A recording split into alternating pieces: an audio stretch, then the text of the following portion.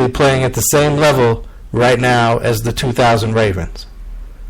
They have a quarterback in Sam Bradford who right now is playing as though he's living up to that rookie hype of being accurate and making good decisions. And that's without Stephon Diggs. That's without Adrian Peterson. That's without a starting left tackle. And, you know, you started to hear about it this morning, people talking about Bradford as playing as a potential MVP candidate. And he went out today, put up 270 passing yards, a couple touchdowns. Their defense played amazing again. Only gave up, 13 points, I believe? We'll talk about that when we cover scores here in a little bit. But look out for this Vikings team. This is a team that's going to continue to grow confidence as they find themselves, as they really, they're still trying to work out what they are on offense. They had another punt return touchdown today. Cordell Patterson got involved more on the offense today, got another touchdown receiving today. So look for, this is a young team who's really starting to just blend and believe and go with it and play hard and fast, and they're not thinking about it, they're just doing it. So look out for the Vikings. Jim Brown has been passed by Frank Gore for 9th all-time in all-time rushing yards. Frank Gore, quietly having a Hall of Fame type career. And that's the problem that might hurt him in the long run. What could keep him from being a first or second ballot type guy is that he's done it so quietly. I knew he was, top 12 a season or two ago. But now he's past Jim Brown. Arguably either the best running back all time or right behind Barry Sanders. In my opinion, it's down to those two guys. And there's a lot of greats. You can bring up Eric Dickerson. You can bring up the rushing leader, Emmitt Smith. You can bring up Gale Sayers. A number of other guys. In my opinion, 1A, doesn't matter, tied for first, Jim Brown, Barry Sanders. And Frank Gore has now passed Jim Brown for 9th all time. Quietly. Could hurt him in the long run. We'll have to see. Alright, NFL. I don't know what the big problem is. I understand there's a uniform code. Blah, blah, blah, blah, blah. Stupid rule after stupid rule. What is wrong with Antonio Brown? What do you guys have against this player? What is your problem with what Antonio Brown, what fun he brings to the game? This is the second time this season you have threatened to eject him because of the shoes he is wearing. And today was because he was paying homage on his shoe to Muhammad Ali. Float like a butterfly, sting like a bee.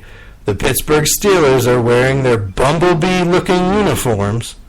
It's still gold and black. He could have worn the same shoe if he didn't have the airbrushing on it, and you wouldn't have had a problem with it. But you're going to threaten to eject a player for paying homage on his shoes. Was there some kind of negative message on there? Was there some kind of terrorist act on his shoe? Was there a vulgarity on his shoe? You're talking about this week that the reason you're fining players for their dances is so that they can be better role models for the youth. What's wrong with representing Muhammad Ali? I have real questions about your motives. And the way you're choosing to go about it. You're choosing little fights. This is like the first-time parent who argues with their kid over everything instead of choosing which things are important, which things are life lessons, which things are going to actually mean something, and which things are just, let them be kids, let them be players. Let them have fun. You might want to check yourself, NFL, before that 11% viewership drop turns into a lot more, and you're scrambling for ways to try and get people to come back, as other sports and other venues are even starting to steal some of your youth athletes that used to come up the pipeline. Let's get it figured out so we can save our game, please. Because this is silliness. We're going to eject players for having a picture on their cleats that's not in any way against any law, insulting to any person. It's paying homage. It's respectful. Sorry, I don't get it. Now, I'm sorry, Cleveland Browns fans. You guys got torn up by Brady and the New England Patriots today. But y'all might need to leave town. Quarterback position in Cleveland is cursed. You cannot play quarterback for the Cleveland Browns. They lost another two quarterbacks today. Charlie Whitehurst went down. Kessler went down. Terrell Pryor had to play more quarterback for him today. Josh McCown's gone down with injury this year.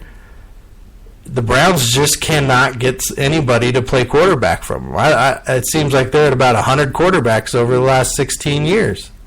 And I know I'm exaggerating there, but it's to the point now that it's really ridiculous that they can't protect, pick, draft, trade for, sign, coach up, or get any kind of quarterback to play good enough there that they're going to keep him around. Excuse me. Oh, excuse me. And it's just kind of sad for the fans there in Cleveland. It really is. I mean, every time it seems like they got a little bit of talent, or they can be competitive, or they play a team real hard, they get stuck. And they ended up with an injury or a bad pick or a bad this or a bad that. And man, I just don't know what to say about that situation there in Cleveland. That's rough. That's really, really rough. On the other side of the break, we'll hit the scores. We'll talk a few stats from the games from today. We'll cover what's going on before the Sunday night game gets going. And then we'll get out of here. Hey, guys. The NFL is back. It's time to win some cash playing fantasy football. TheDirtCannon.com is a local company that has your back. They have produced over 60% winners on FanDuel, DraftKings, and now even Yahoo. TheDirtCannon.com will help you build, play, and win. Build a better team with TheDirtCannon.com. Use promo code RDST and get $5 off forever. And try the Silver membership this week for free. Visit TheDirtCannon.com. Definitely check them out. They're doing big things. They're growing. They got all the fantasy stats you would need, and all you guys got to do is check it out, use my code, and start winning your money, start winning your leagues. So let's get into today's scores. We already talked about Thursday's game yesterday. We'll get through some of these games. All the early games are now final. Sunday night game tonight. You got the Giants going into Green Bay. This should be a good game. There could be a lot of fantasy implications in this game.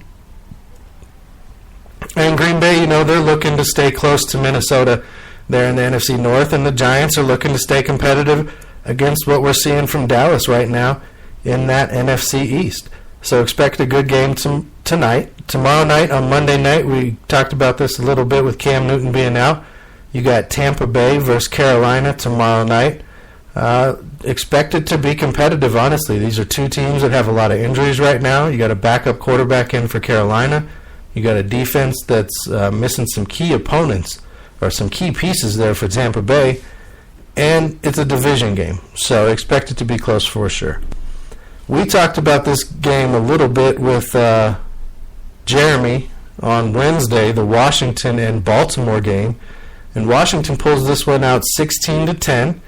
Steve Smith Sr. goes out with an injury in this game. Kirk Cousins has a pretty decent game overall in the win. We talked about this one also, New England and Cleveland. New England pulls out the win 33-13. Martellus Bennett with all 3 touchdowns from Tom Brady today.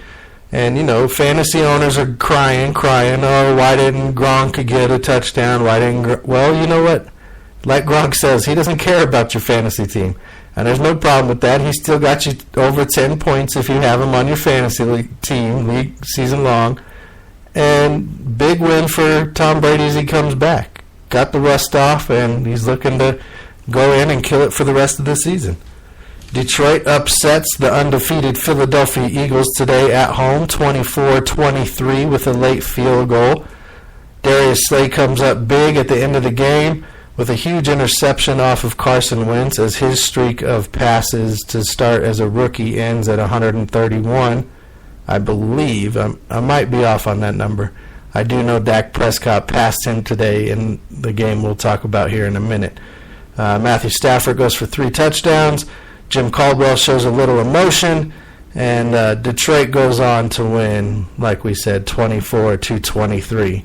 The Colts against the Bears. We talked about this game yesterday a little bit being a game of a wham promotion. And Indianapolis wins 29-23. Brian Hoyer goes for almost 400. Andrew Luck goes for over 300. And the Colts pull it off with a 29-23 victory. Tennessee goes down to Miami. Miami's missing 7 starters, as was mentioned this morning on the CBS Morning Show. And Tennessee beats them 30-17. Murray has another big game for fantasy owners and for the Tennessee Titans. Minnesota's defense gets all over the Texans today. Shows Houston Texans fans what $72 million gets you at quarterback, as Brock Osweiler played another backup quarterback type game. And, hey, I told you guys, I warned you guys, you overpaid, you're going to get what you paid for, and right now, you're getting that. There's going to be games where he looks good, there's going to be games where he's decent, but most of the time, he's going to be an average quarterback at best.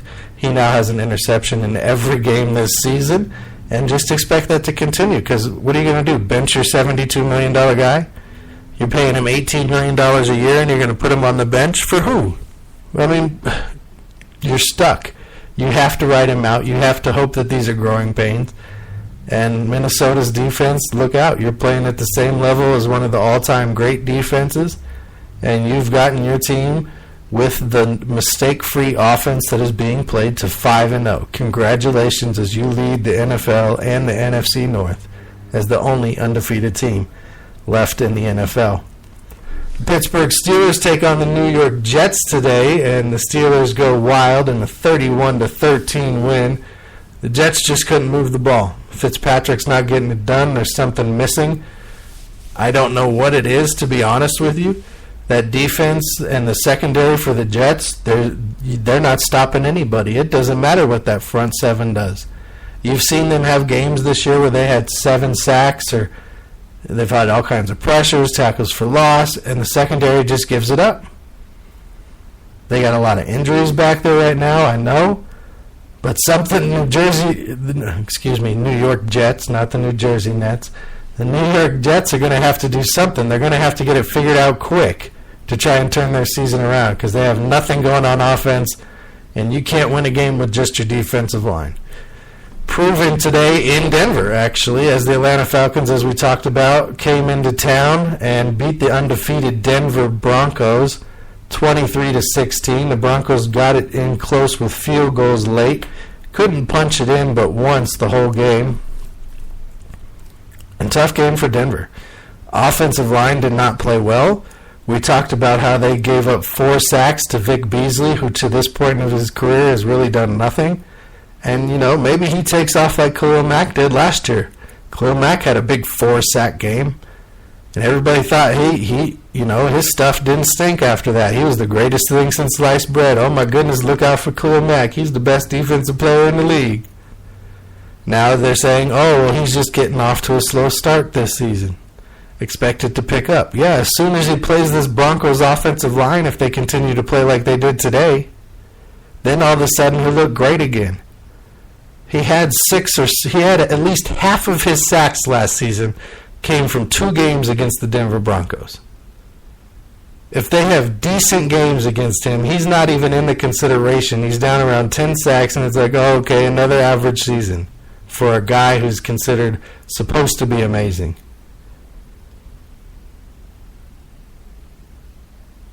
Denver couldn't get it done. They just couldn't.